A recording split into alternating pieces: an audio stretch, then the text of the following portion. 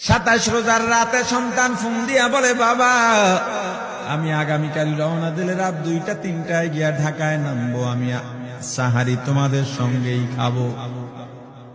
মা বসে আছে, মায়ের সন্তানের বাবাও বসে আছে, সন্তান আসবে। রাত্র 2টা-3টা হয়ে গেছে, সাহারির সময় হয়ে গেছে, সন্তানের খবর নাই। শেষ টাইমে মা বাবা সাহারি খেয়ে ফজরের নামাজ পড়ে দরজার মধ্যে অপেক্ষা করতেছে, সন্তানের খবর নাই। 8টা, 9টা, 10টা বেজে গেছে, মায়ের মনটার ভালো লাগে না। স্বামীকে ডেকে বলে, স্বামীরে আমার সন্তান কই, আমার মনটা ভালো লাগে না, একটা ফোন লাগাও। স্বামী ডাক দিয়া বলে, চিন্তা করো না, ঈদের সময় যানজট থাকতে পারে, চলে আসবে। কিছুক্ষণ পর বাবার মনটাও ভালো লাগে না, বাইরে নেমে পায়চারি করতেছে। হঠাৎ করে একটা ফোন চলে আসছে। সন্তানের ফোন দেখে বাবার সে কি আনন্দ। ফোন রিসিভ করে যখনই সালাম দিল, অপর প্রান্ত থেকে সালামের উত্তরে সন্তানের কণ্ঠ পাওয়া যায় না। বাবা ডেকে বললেন, বাবা তুমি কে? এটা তো আমার সন্তানের কণ্ঠ নয়, তবে মোবাইলটা আমার সন্তানের। ওপার থেকে ডাক দেয়া বলে, আপনি কি এই লোকে, এই মোবাইলওয়ালার বাবা? বলে, হ্যাঁ। আপনি এখনো বাড়িতে কি করেন? আপনার যেই সন্তান ঢাকা থেকে গাড়ি নিয়া 2500-এর দিকে রওনা দিয়েছিল, ওই গাড়িটা 2500 পৌঁছতে পারে নাই। পথিমধ্যে সংঘর্ষে রাস্তার মধ্যেই অনেকগুলো মানুষ মারা গেছে, অনেক যুবকও তার মধ্যে আছে। রাস্তার পাশে সাদা কাপড় দিয়া ঢাকা। দেখেন আপনার সন্তান এই লাশের মধ্যে আছে কিনা। মোবাইলটা আমি রাস্তার পাশে পড়ে পাইলাম। বাবা পাগলের মতো একটা দৌড় দিছে। মা মনে করছে সন্তান বুঝি কাছাকাছি চলে আসছে। অন্যান্য সন্তানদের ডাক দেয়া বলে, তোরা কে, কোথায়, এদিকে আয়, তোদের ভাই বুঝি কাছাকাছি আসছে। আমার কলিজার টুকরা সন্তান, তোর বাবা যে আগায় আনতে গেছে, তাড়াতাড়ি নতুন চাদর বিছা, বালিশের কভার গুলো খুলে নতুন কভার লাগা, পানি গরম বস, আমার সন্তান এসে গোসল করবে। আহারে সবাই ফুলের মেলা, ফুলের তোড়া নিয়ে অপেক্ষা করতেছে। 4টা বছর কলিজার টুকরা বাড়িতে নাই, বিদেশ থেকে আসবে। বাবা স্পটে গিয়া দেখেন অনেকগুলো লাশ সাদা কাপড় দিয়া ঢাকা। একটা একটা মাথার উপর থেকে কাপড় উঠান আর কৌতূহল বাড়তেছে, কাপড় উঠান আর কৌতূহল বাড়ে। হঠাৎ তাকায় দেখে কলিজার টুকরা সন্তান লাশের মিছিলে শামিল হয়ে গেছে। বাবা সন্তানকে ধরে কাঁদেন আর বলেন, বাবা এত আদর আপ্যায়ন তোর জন্য, এত প্রস্তুতি রে বাবা। তোর মা তোর পথে বসে আছে রে বাবা, কি জবাব দিব বল? তুই যেদিন রওনা দিয়ে বিদেশ চলে গেলি, তোর মা সারা রাত ঘুমায় নাই, দরজায় গিয়া তোর পথের দিকে তাকা রইছি। কত রাত আমি মা, আমি বাবা দেখলাম তোর মা গভীর রাতে বিছানায় নাই। খুঁজতে খুঁজতে দেখলাম দরজায় গিয়া তোর মা কাঁদে।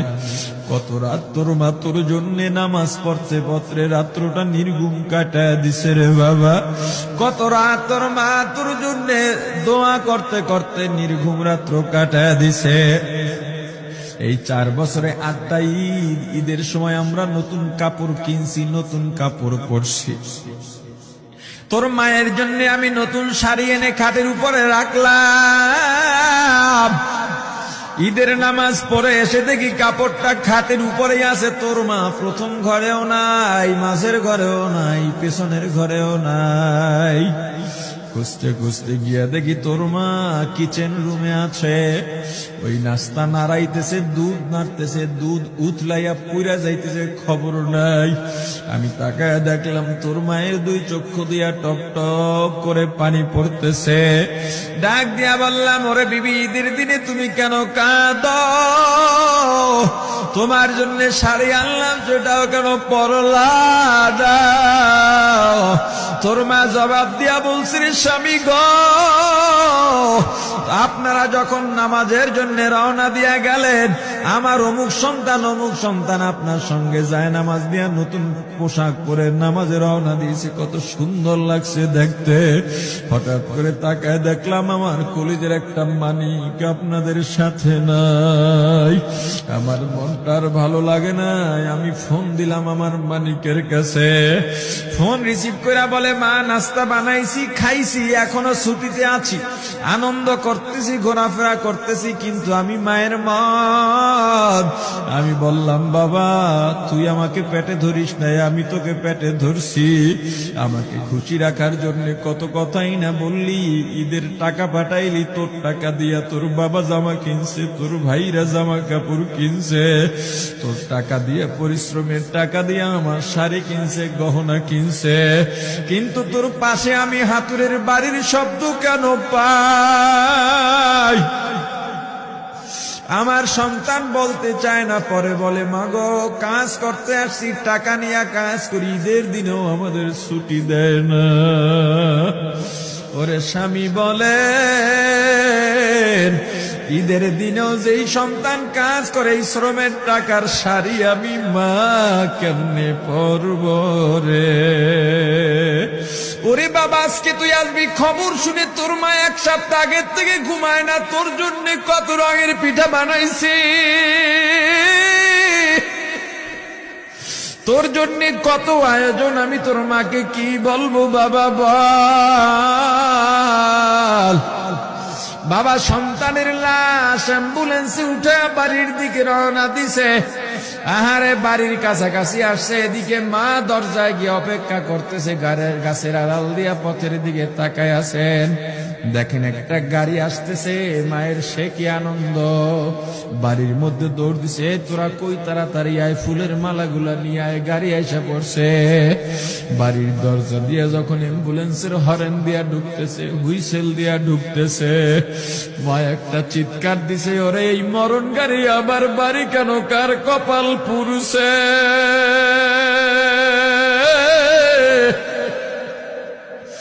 অ্যাম্বুলেন্সের দরজা খুলে তাকায় দেখে কলিজার টুকরা সন্তান